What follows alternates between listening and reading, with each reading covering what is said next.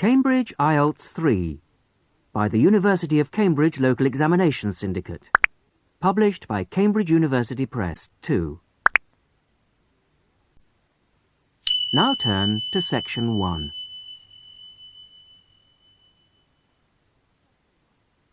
Section 1.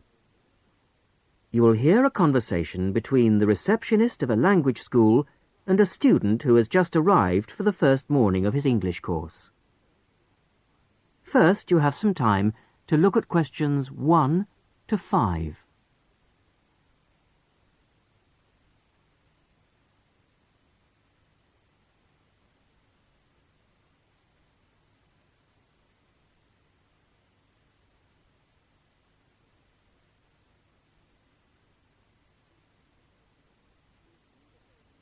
You will see that there is an example which has been done for you. On this occasion only, the conversation relating to this will be played first.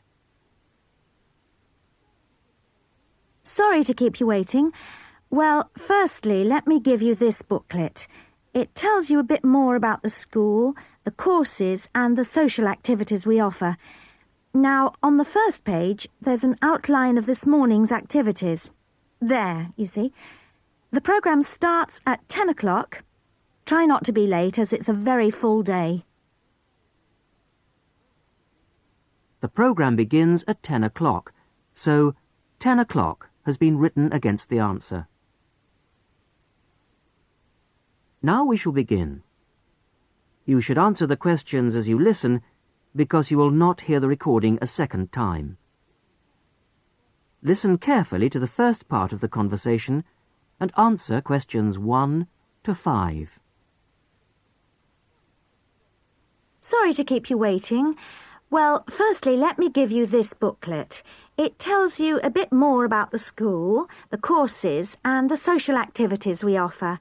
Now, on the first page, there's an outline of this morning's activities. There, you see. The programme starts at 10 o'clock. Try not to be late, as it's a very full day. At 10 o'clock, all the new students will gather in the main hall to meet the principal and the rest of the staff. In fact, you spend most of the morning in the main hall. Where's that? I'll show you in a minute. Just let me quickly run through this morning's events first, and then I'll explain how to get there. Yes, okay. Right, where were we? Yes, so the principal's talk will last about 15 minutes, and then the director of studies will talk to you for half an hour about the courses and the different requirements for each. After that, the student advisor will tell you about the various services and activities we offer to students. Any questions? So, all of this is in the main hall? That's right. And then you'll go next door to classroom 5 at 11 o'clock. What happens there? You'll have a test. Test? I don't like the sound of that. What sort of test? Oh, it's nothing to worry about. It's just a placement test to help us find your level of English so that we can put you in the right class. It won't last long. You now have some time to read questions 6 to 10.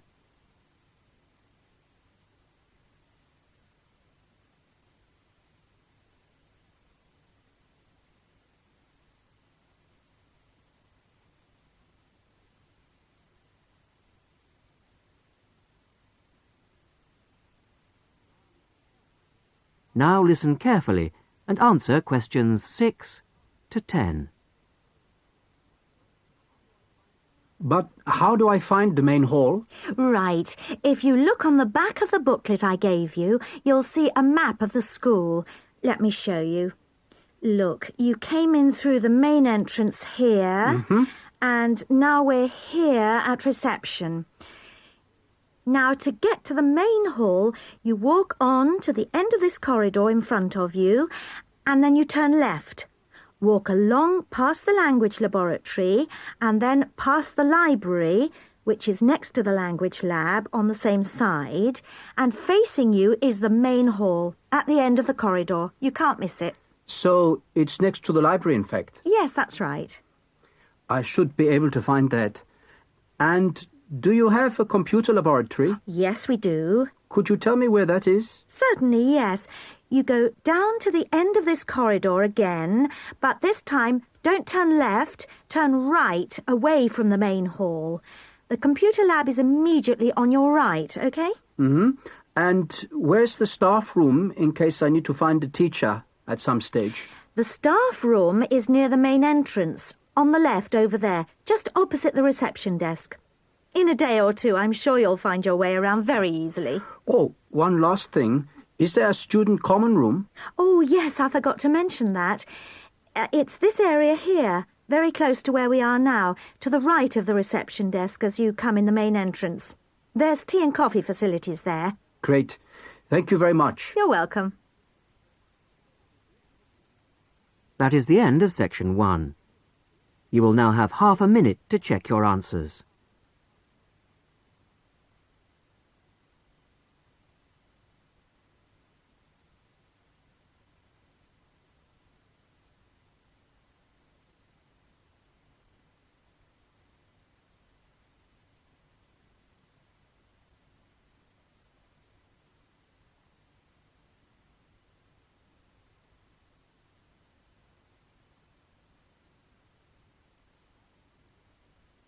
Now turn to section 2.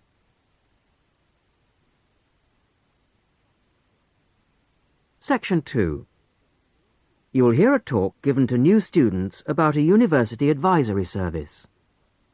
First, you have some time to look at questions 11 to 15.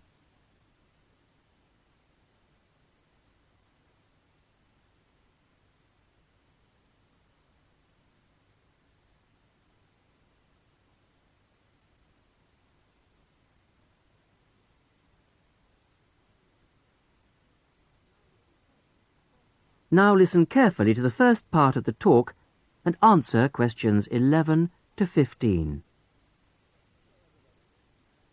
Hello, everybody, and welcome to this informal meeting about the University Helpline. The helpline was set up 10 years ago by the Students' Union, and it aims to provide new students to the university with a service that they can use if they need information about practical areas of student life that they're unfamiliar with. Let me give you some examples of the type of help we can offer. We can provide information on financial matters. For example, you may feel that your grant is insufficient to see you through college life, or you may have some queries regarding the fees you're paying if you're an overseas student. In both cases, the helpline would be able to go through things with you and see what the outcome might be. Another area we can help with is what we generally term the domestic area, things such as childcare and the availability of nursery provision, for example, come under this. Then there's academic issues that may arise while you're in the early stages of your course that you may not know what to do about. You may wish to know more about essay deadlines, for example, or how to use the library. There are all kinds of questions you will find yourself asking and not knowing where to get quick answers from. The helpline would be able to provide these. The last example I've given here is simply termed social. And yes, there is a lot of social life here, but you may have a particular interest you wish to pursue, or you may wish to participate in outings or trips if you don't know many people at the moment. Before you hear the rest of the talk, you have some time to look at questions 16 to 20.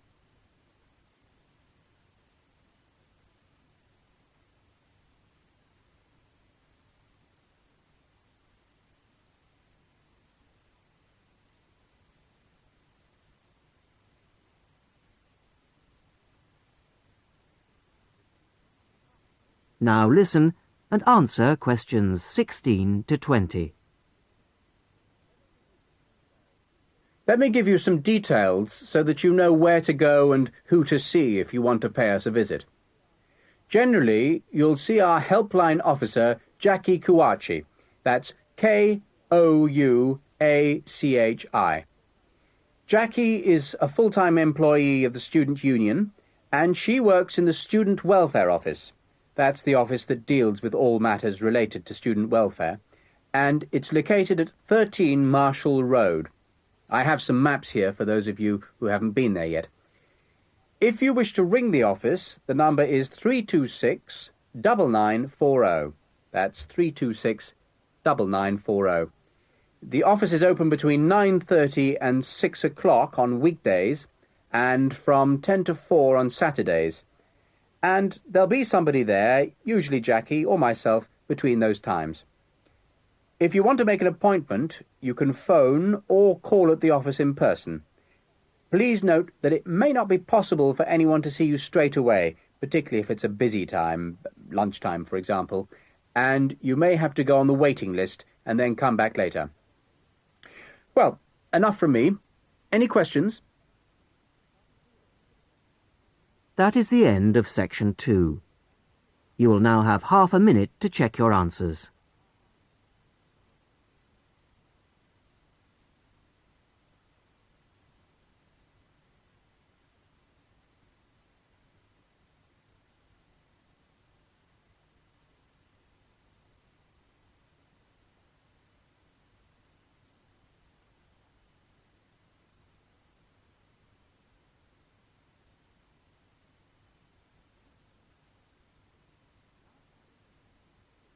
Now turn to Section 3.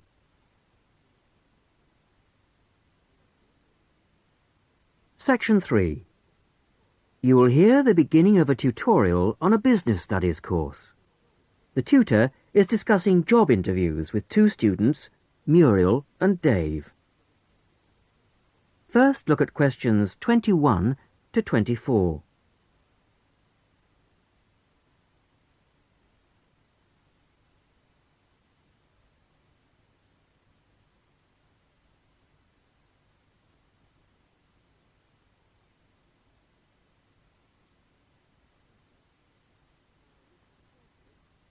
Now listen carefully and answer questions 21 to 24. Good morning. Good morning. Morning. So, we've looked at various aspects of staff selection this term, and I think by now you should be beginning to see how much more there is to it than just putting applicants through a short interview or asking the right questions. Yeah, absolutely. So, I think you should be ready for today's tutorial on matching the person to the job. We're going to talk today about the importance of choosing that all-round right person. Right, so we have to put ourselves into the role of the manager or supervisor. Yes, and then we're going to imagine how different applicants would fit into the team or group they have to work with. We'll look at some examples later. It's just theoretical at the moment. Yes. The point is, you can select someone, even a friend, who has all the right qualifications, degrees, certificates, whatever. You can also check that they have a lot of experience, that they've done the sort of tasks that you want them to do in your office already, in a similar environment. But if they start work, and you realise that they just don't get along with everybody else, that, say, they've got sharply contrasting views on how something will work, well, with the best will in the world, you may be backing a loser. Wouldn't it be just a question of company training, though? Not always, particularly in a team situation. And I think it's important to think in terms of that type of working environment. People have to have faith in each other's ability to carry out the task their boss has set them. They have to trust that everyone will do their part of the job. And you can't necessarily train people for this. But it's like trying to find out what someone's personality is like in a job interview. I mean, you just can't do that. Even if you try, you won't find out what they're really like until they actually start work. Well, in most interviews, you usually ask candidates questions about their hobbies and what they like doing in their spare time, that sort of thing. So, employers are already involved in the practice of, well, doing part of the task. But it doesn't tell you anything. It doesn't tell you if they're easygoing or hate smokers or whatever. Well, arguably, it does give you a bit of information about an applicant's character. Now look at questions 25 to 30.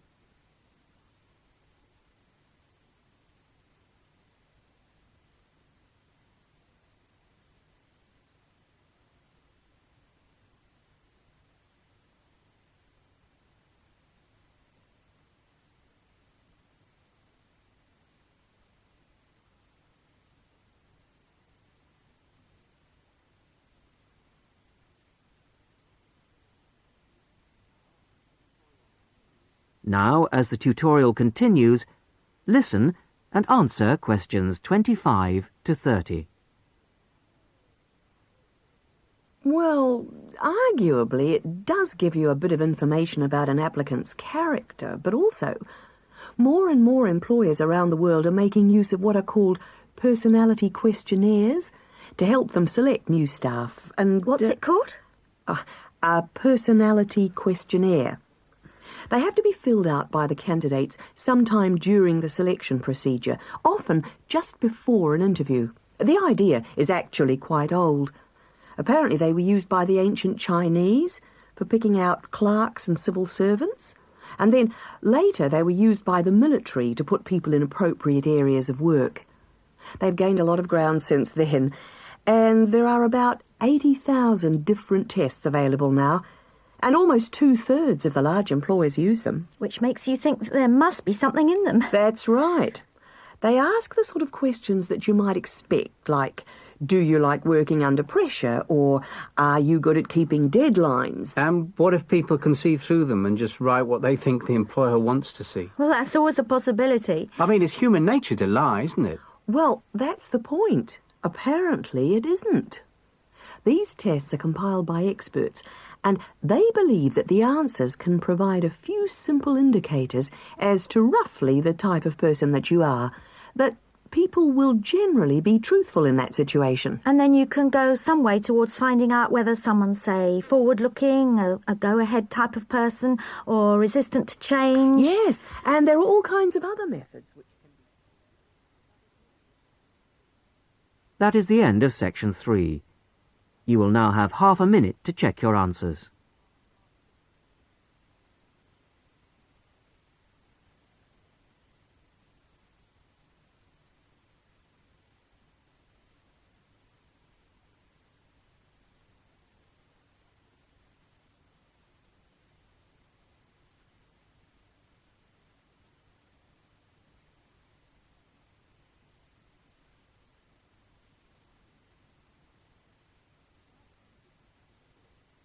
Now turn to section 4.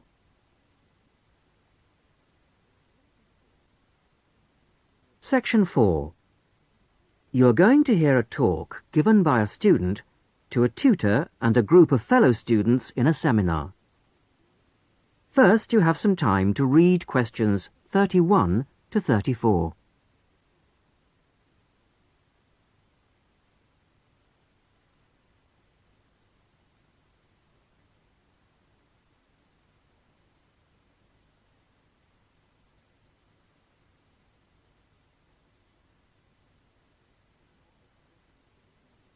Now, as you listen to the beginning of the talk, answer questions 31 to 34.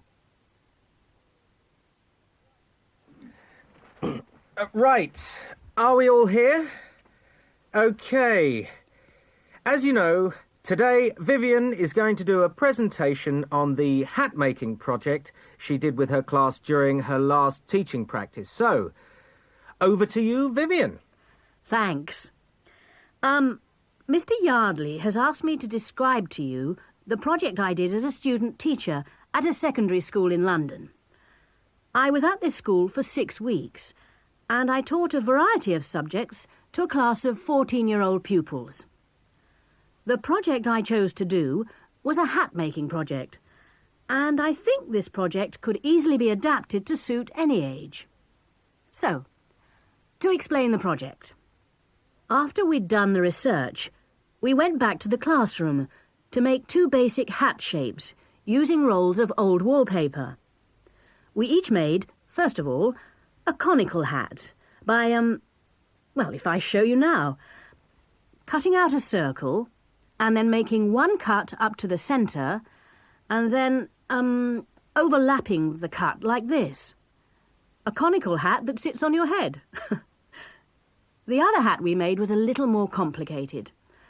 First of all, we cut out a circle again, like this. Then you need a long piece with flaps on it. I've already made that bit, which I have here. You bend the flaps over and stick them with glue or Pritt stick to the underside of the circle, like this. Again, I've prepared this so that I don't get glue everywhere. The pupils do, of course, so you need plenty of covers for the table. And there you have a pillbox hat, as in pill and box. Now, variations and combinations of these two hat shapes form the basis of the pupils' final designs. Now you have some time to look at questions 35 to 40.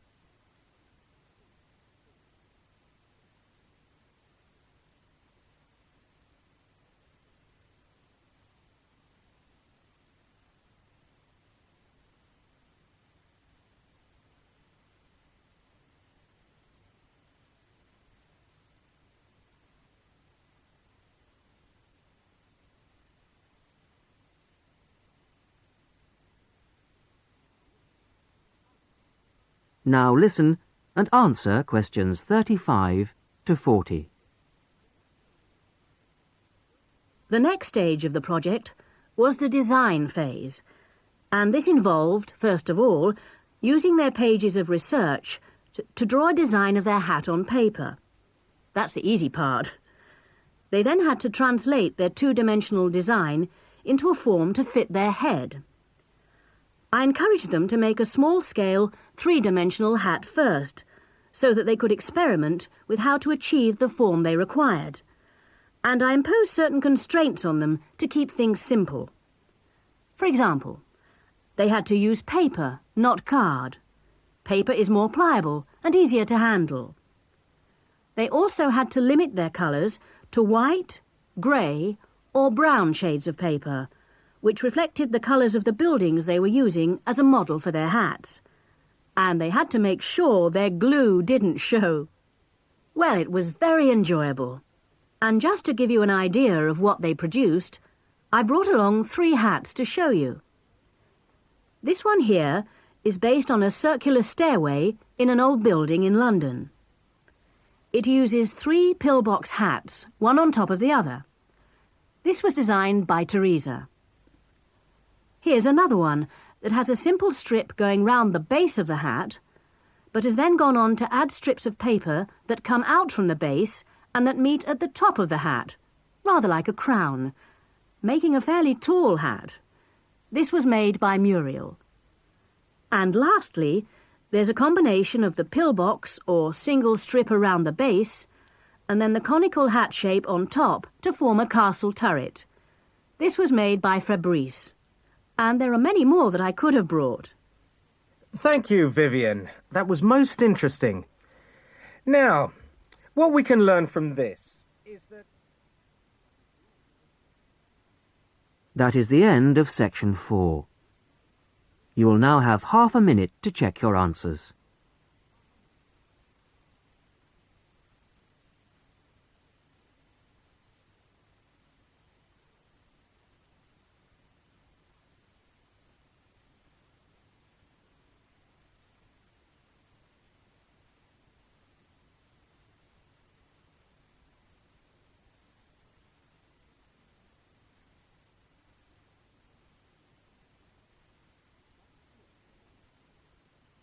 That is the end of the listening test.